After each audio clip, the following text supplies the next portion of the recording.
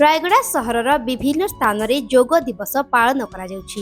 अंतर्जातीय जोग दिवस उपलक्षे सकाळ 7टारू विभिन्न विद्यालय महाविद्यालय अनुष्ठान और जिलार ब्लॉक और पौरांचल मानकरे जोग दिवस पई आयोजन करा जाइछि।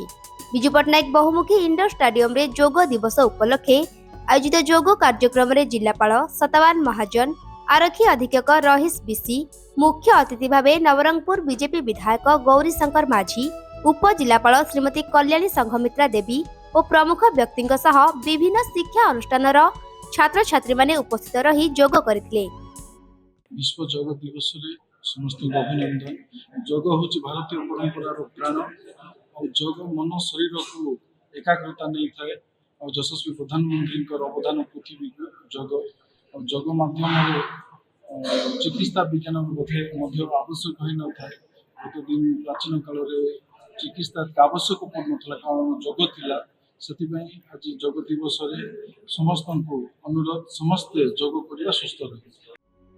रायगड़ा आशुतोष कुमार पट्टनायक रिपोर्ट रियो न्यूज।